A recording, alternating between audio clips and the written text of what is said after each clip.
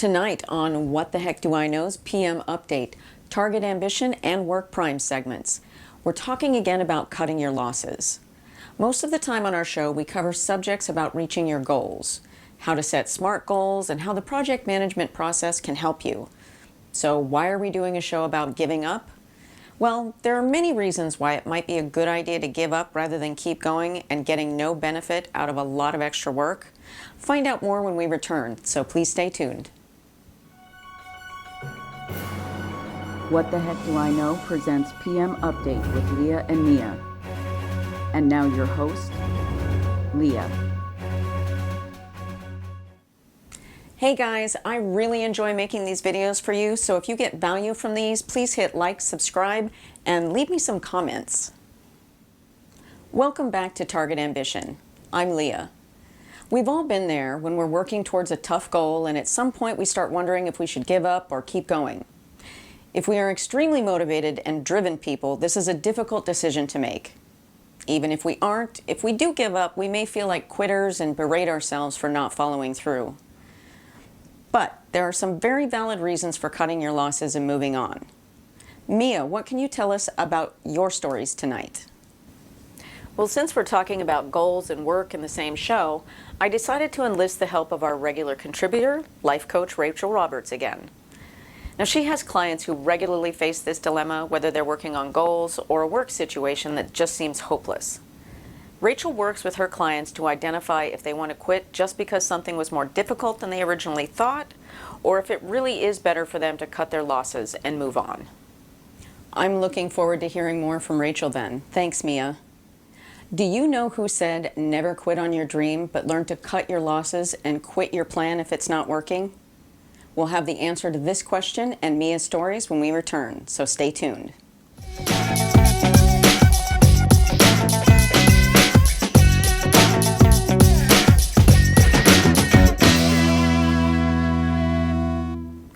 According to Rachel, if you haven't researched or planned your goals using a process like project management, you will probably be quitting your goals often.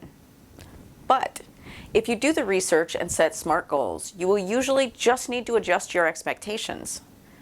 Still, it does happen that we don't know everything we would like to when we set a goal, and even not knowing a small part of what it will take can lead to the whole goal falling apart. Sometimes life events can change our perspective too. Rachel says there is a big difference between quitting and cutting your losses. Quitting is giving up. Cutting your losses is a smart way to move on. When it is necessary to cut your losses generally falls into three categories. 1, when you realize it is not possible for you to achieve it. 2, when the cost isn't worth the reward. And 3, when your goals change. For example, she points out that she really wanted to play basketball professionally when she grew up, but at 16 and 5'3", she realized this was never going to happen for her, no matter how hard she tried. So she stopped practicing 3 hours a day. Sometimes people who are starting new businesses cut their losses when they realize that the amount of time isn't worth the time they're spending away from their family, or that it is destroying their health from stress, lack of sleep, and ridiculously unhealthy lifestyles. Or if you can't seem to lose those 5 pounds without starving or working out for more hours per day than you have time. Or maybe you had goals to learn more skills to make you a more marketable employee, and then you win the lottery. In fact, she points out any major life change is commonly followed by a reassessment of your life priorities. Sometimes this means that things that you place value on in the past aren't important anymore.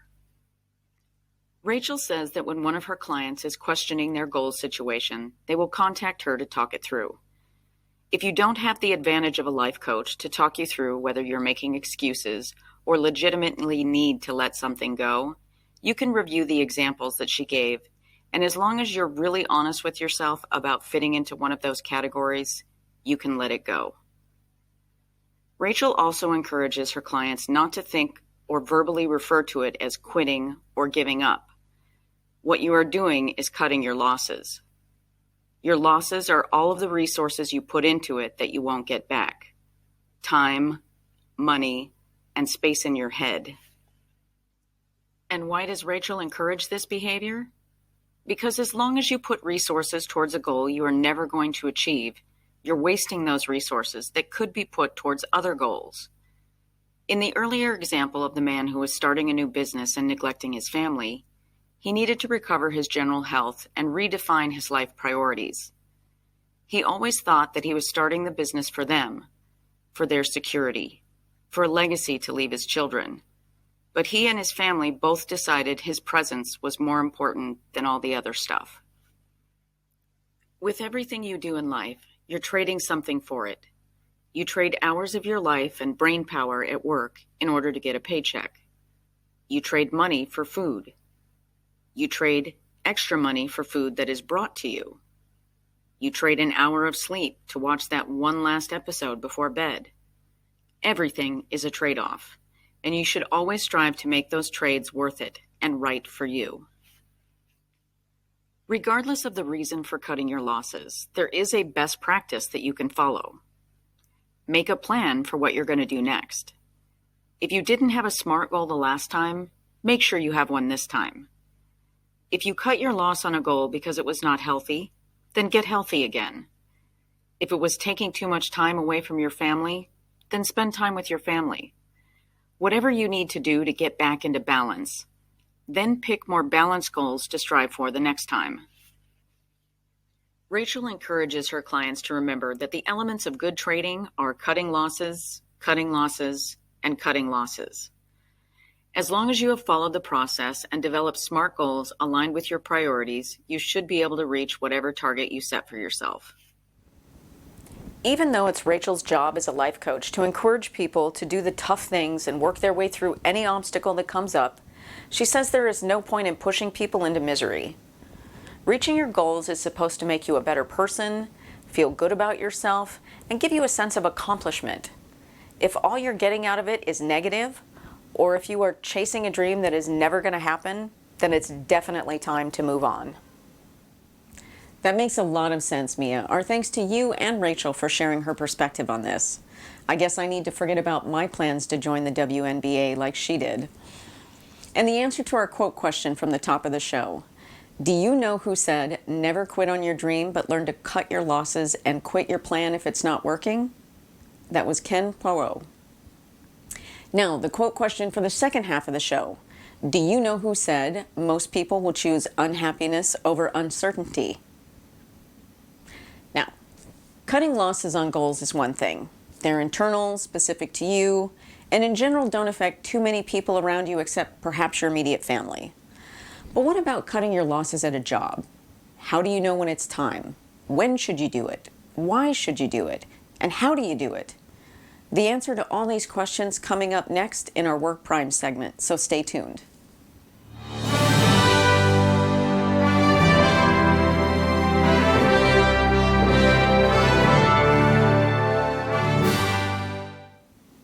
Welcome back to PM Update Work Prime segment.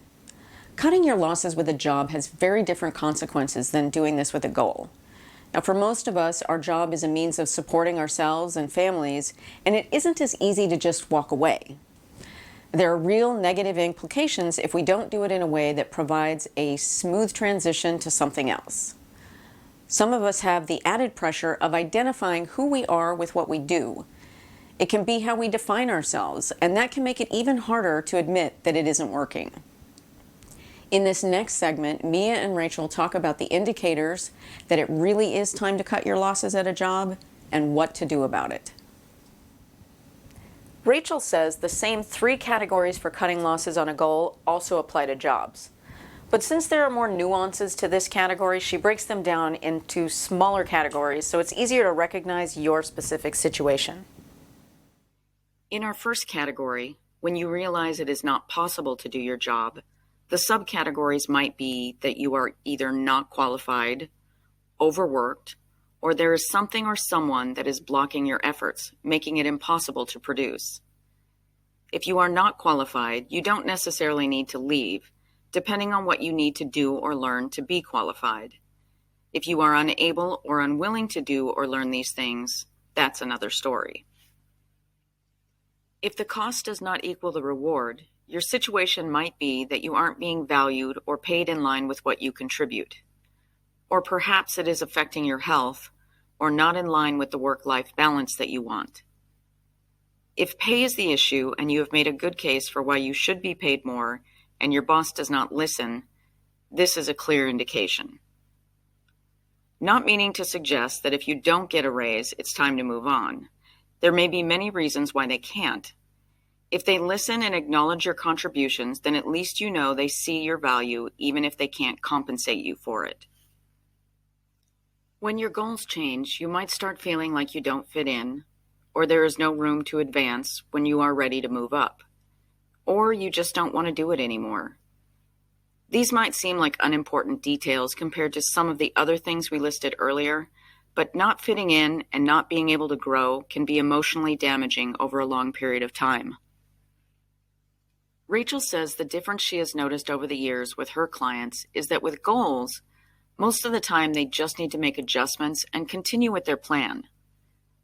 When a client comes to her asking about making a job change, they are almost always overdue.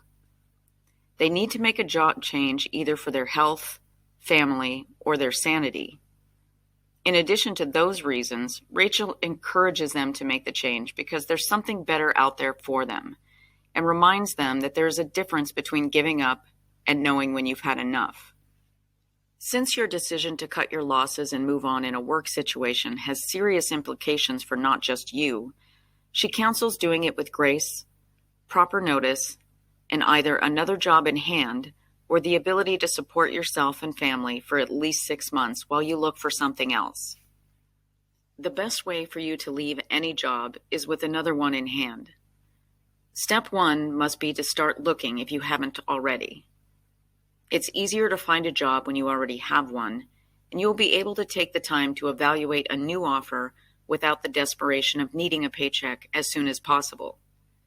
It will also be easier when you do leave to do it gracefully. Before you have another offer, consult your current company policies. Comply with the requirements on time and submit your resignation in writing. Depending on your lessons for leaving, you may be tempted to criticize other employees or the company in this letter. Do not do this. It is unprofessional, ungraceful, and if they weren't willing to listen to you while you were an employee, they certainly won't listen to you as you're leaving. If there were illegal or unsafe practices happening at your job, the correct way to address them is with the proper authorities, not in a letter.